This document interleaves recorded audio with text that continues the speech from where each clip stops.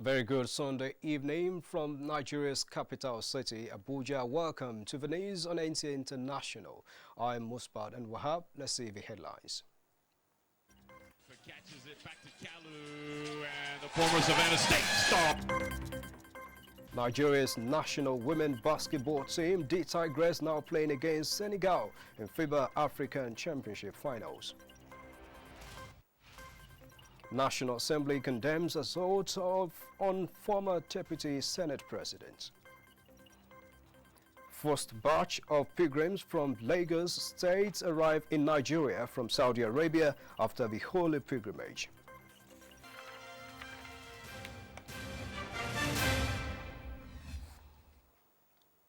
Welcome on board. Let's let you know that Nigeria's national women basketball team, the Tigress, about now Chairman of the All Progressives Congress APC, John Odige Onyegu, as a consummate politician and astute strategist whose life is worthy of emulation. This was when friends, relatives and political associates from across the country converged on the International Conference Center in Abuja for the 80th birthday celebrations of a former Edo State governor. State House correspondent Jide Onifade reports. Of the Son, and in the greatest name of the Holy Spirit. So much tribute from friends and political allies, many of whom John Odige Onyegu had known for decades. Listen to what Vice President Yemi Osinbajo says about the former governor of Edo State and the immediate past national chairman of the All Progressives Congress. Very special pleasure and privilege again, sir, to wish you and to wish this very fine gentleman, this loyal party man, excellent role model and leader, a very happy birthday. I pray that as your days, so shall your strength, so shall your wisdom, and so shall your favor with God. And the Vice President says the celebrant remains an institution even till date. When God has honored him, the celebrant was eulogized by all. A committed patriot, a zealous fighter, and a patriotic Nigerian in whom we are all very, very proud. A testament to a great sense of duty, great discipline and probity. And what does the celebrant himself has to say? Fortunately today, I doubt there is any corner of this country where there aren't highly qualified Nigerians. And the time has come for merit to become the sole determinant of positioning and placing people.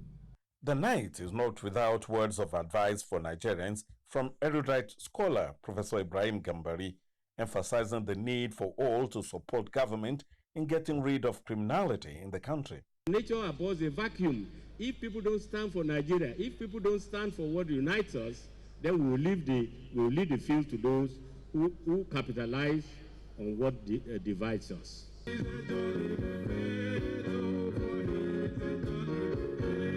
Odige Onyegu was born on the 12th of August 1939 and attended Holy Cross Catholic Primary School in Benin, St. Patrick's College in Asaba, and bagged Bachelor of Science in Economics in 1963 from the University College, Ibadan. In Abuja, Jide Onifade, NTA News. Congratulations to the celebrants. Moving on away from Nigeria, some members of the proscribed indigenous people of Biafra, IPOB, in Nuremberg, Germany, have attacked the former deputy president of the Senate, Senator Ike Ekweremadu. The senator, who gave the account of the event, however, assured Ndigbo and his supporters across the nation that he is safe. Ekweremadu, who was given a resounding welcome by the organizers, said the event went smoothly until some men who identified themselves as IPOB members stormed the venue and began to complain about events in the southeast. And following that, the President of the Senate, Ahmed Lawan, has condemned what he described as the shameful assault on former Deputy President of the Senate, Senator Ike Ekweremadu, on Saturday in Nuremberg, Germany. A statement by the Special Advisor to the President of the Senate on Media, Ola Awuni, says it is incredibly absurd for anybody to blame the distinguished senator for the violent criminal activities in his home base, the purported reason cited by the mob for the bewildering attack. It explained that Senator Ekweremadu, like all other senators in the Ninth Assembly, is concerned about the insecurity and other challenges in that area and other parts of Nigeria, pointing out that Senator Ekweremadu has also been at the forefront of the patriotic efforts to finding lasting solutions to these challenges.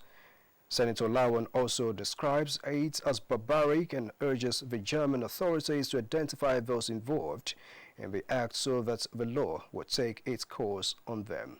He advises Nigerians to always reflect deeply and broadly before embarking on a course of action and implores the youth to ventilate whatever grievances they have in line with prescribed law, as well as respect for democratic ethos.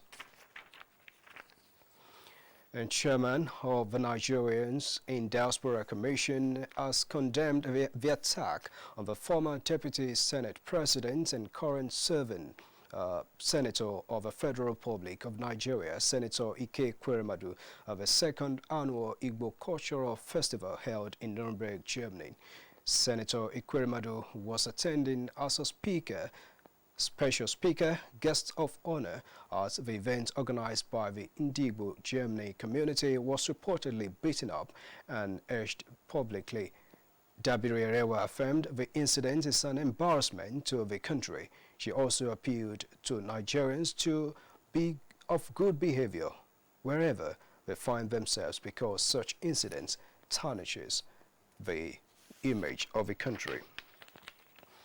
And in a related development, the People's Democratic Party, PDP, has condemned in its entirety the attack on former Deputy President of the Senate, Senator Ike Ekweremadu, by some Nigerians in Germany at weekend. A statement by the party's National Publicity Secretary, Kola Ologbodinyo, says the PDP amply notes that the former Deputy Senate President was attending the second Igbo Annual Festival in Germany, where he was duly scheduled as a speaker and special guest of honor when he was attacked. The party insists that the attack on Senator Ekweremadu was uncalled for, unprovoked, and cannot be justified under any guise whatsoever. The statement adds that such assault on a leader is completely unacceptable and does not portray the nation in proper light. The PDP therefore charges the Nigerian ambassador to Germany as well as the German government to take appropriate decisive action on the matter. And away from that, the first batch of 432 pilgrims from Lagos State have arrived the country from Saudi Arabia. Abolore Ogbara reports that the pilgrims, who were highly elated by the Hajj experience, promised to continuously pray for the success of President Muhammadu Buhari.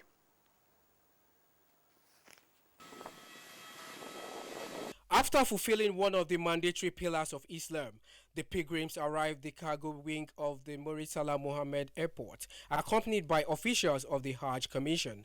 Some of them, who just had their first Hajj experience, said they have been replenished, promising to exhibit the spiritual lessons learnt during the exercise in their daily activities. One of the major lessons I learned is you have to be patient because you're meeting so many people from different countries, from so many races. We learned a lot. The first one, we should be loyal and we should be truthful. And we should know the Allah we are serving is one. And we should be our brother's keeper. We're supposed to fear Almighty Allah and love our neighbor and love our country. A prominent Islamic cleric who spoke on behalf of the pilgrims commended President Muhammadu Buhari and the state governor Babajide Sanwo-Olu for the support and commitment to the welfare of the pilgrims. May Almighty Allah continue to bless all Nigerians and make our country to be a great nation in the whole world. It's been awesome. I mean, I want to go again. Another batch of the pilgrims from Lagos State is expected to arrive the country in the coming days. In Lagos, Abolore Ogbara, NT News. Now to security matters. The new theatre commander operation Lafia Dole, Major General Olusegun Gabriel Adeniyi says he is coming with the zeal to rout Boko Haram terrorists and take the fight to the insurgents. The theatre commander stated this shortly after taking over from the outgoing theatre commander, Major General Benson Akinroluyo, at the headquarters of the command in Maiduguri. Memuna Garba reports. The new theatre commander Operation Lafia Dole, Major General Olusegun Adeniyi, promised to continue with the gallantry from where his predecessors stopped, stressing that he was properly groomed by the outgoing theatre commander to perform the onerous task of restoring peace to the region. He assured the Chief of Army Staff to live up to his responsibilities, pointing out that his mission is to clear the remnants of the insurgents. I am going to turn up the heat on the insurgents.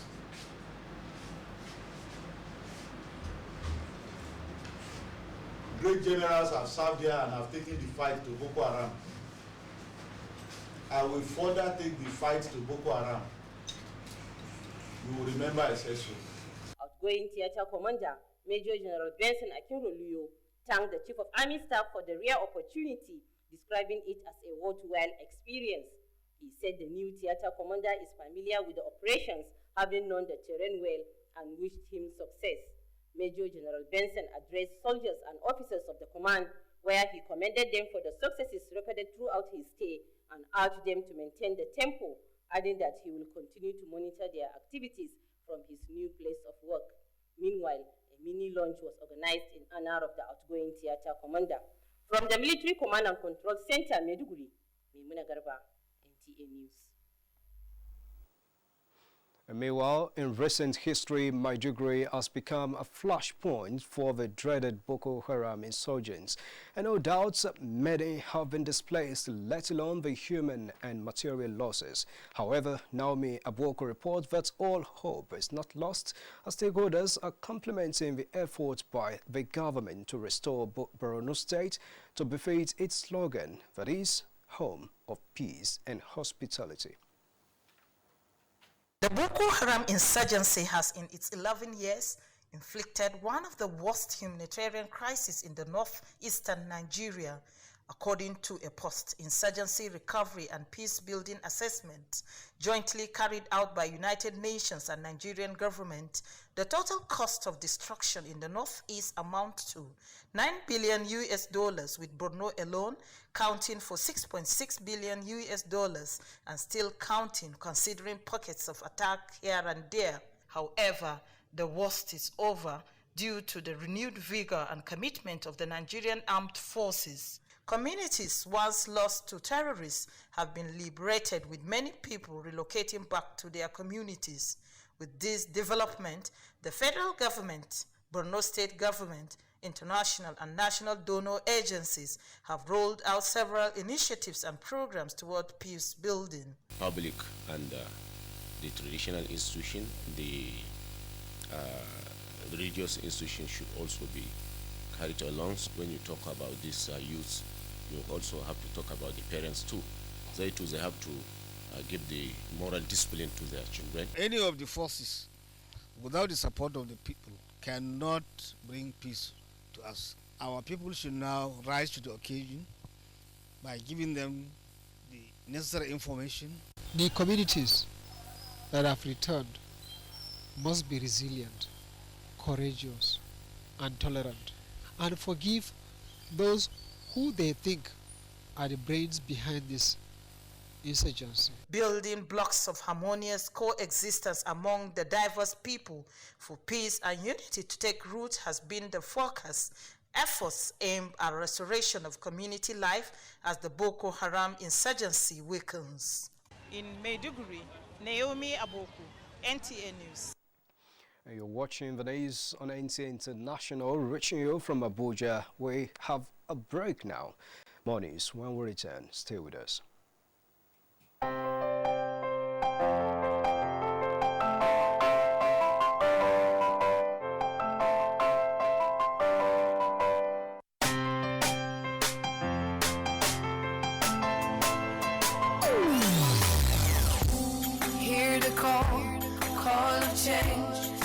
stand up. Nigeria, change is here and it's going to stay. Change begins with you. Oh yeah, make we go. Go to so let the change begin from within. Look at you, Ogerula. Change begins with you and me. Change begins with me. Change begins with me. Change begins with me. This message is brought to you by the Federal Ministry of Information and Culture. Thanks a lot for staying tuned in to the news on NTA International. And good news coming from Gusau says normalcy has returned to local markets across Zamfara State following the feats of so far achieved by the ongoing peace initiative of the state governments.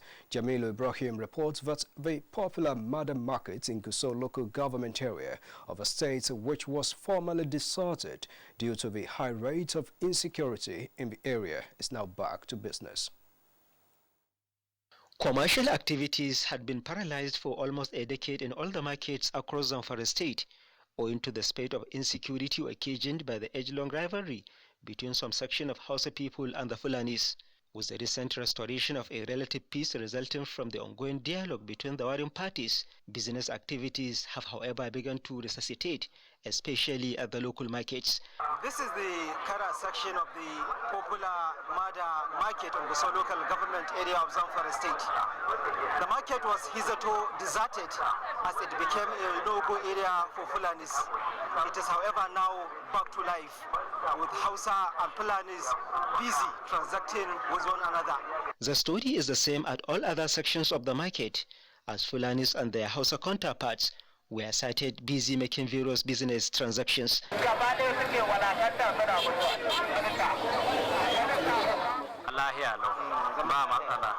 A gaskiya mun samu ci gaba yanzu dangane da kasuwancin mu, jama'a sun hito cikin kasuwa.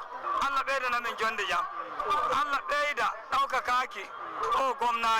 The popular joint where Fulani women sell milk and butter, which was formerly deserted in the market, is also back to life. District Head of Mada, Magaji Samaila, who expressed confidence that the peace has come to stay in his domain, applauded the Zamfara State government for the wonderful initiative.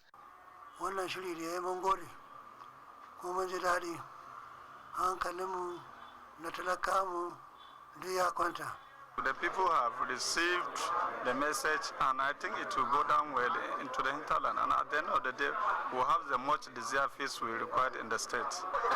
Well, the situation is almost the same in all the local markets across Zamfara State, and it is a fervent prayer of all stakeholders that the feat will be sustained for the revival of the socio-economic development of the state. From Mada Market in Gusau local government area of Zamfara State, Jamilu Ibrahim, NTA News. That's a good news coming from Zamfara State, and we hope God answers that prayer.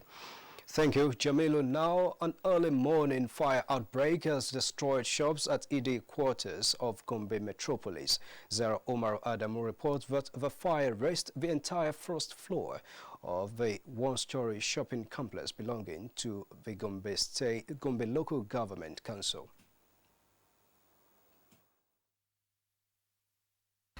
Though no life was lost in the fire inferno that started some minutes after midnight, property worth millions of naira were destroyed. Eyewitness and victim of the fire outbreak, Rufai Ibrahim, explained that he was informed of the smoke coming out of one of the shops when he rushed to the scene and immediately ran to 2 offices of the fire service, but was told all their vehicles are grounded. We decided to come back and just see how we can help and assist our co-occupant to see if we can at least come up with an idea the way we can control the fire. But unfortunately, there's nothing we can do than to sit down and watch till the end of the fire disaster. Another victim, who happened to be a humanitarian activist, Muhammad Al-Amin, expressed sadness over the incidents, calling for revival of the fire service in the state. Whenever you call their attention, they will give you a reason of there is no any car, no any vehicle that will convey, or there is no any staff that are available there. So we are calling for the government to intervene, please. The shops affected are mostly offices and repair shops for handsets, cameras, and computers, among others. Zara Umar Adam, NTA News. Now we're taking you away from the shores of this country and 4 stories trending in other parts of the globe. Over now to Justin Bem. A group of 16 African countries has called on the US and EU to immediately lift economic sanctions imposed on Zimbabwe. Tanzanian President John Magufuli, who is also the chairman of the Southern African Development Community, said the policy was hurting the region. The sanctions were imposed in 2002 when Robert Mugabe was president. President Emerson Mnangagwa blames them for crippling development in the country. He says removing them would attract Western investors to Zimbabwe after close to 2 decades of economic isolation. Zimbabwe is reeling from high inflation and shortages of basic supplies such as fuel, power, and water. Inflation is currently at a 10-year high, shrinking salaries and pensions, while the price of bread has increased 5-fold since April. About 5 million Zimbabweans are currently in need of food aid, according to the UN. In another news, officials say at least 63 people have been killed and scores wounded in an explosion targeting a wedding in the Afghan capital. Reports have it that this is the deadliest attack in Kabul this year. The suicide blast took place on Saturday evening in the men's reception area of the Dubai City Wedding Hall in western Kabul, in a minority Shia neighborhood packed with people celebrating a marriage. Women and children were among the casualties, said Nasrat Rahimi, a spokesman for the Interior Ministry. The Islamic State of Iraq and the Levant, ISIL and ISIS group claimed responsibility for the attack on Sunday. The blast came as the Taliban and the United States are trying to negotiate an agreement on the withdrawal of U.S. forces in exchange for a Taliban commitment on security and peace talks with Afghanistan's U.S.-backed government. The Taliban denied any involvement, calling Saturday's blast forbidden and unjustifiable. But Afghan President Ashraf Ghani said that the group cannot absolve themselves of blame, for they provide platform for terrorists. Justin Bem with the foreign scene. Now the 12th African Games formally begins on Monday, that's tomorrow.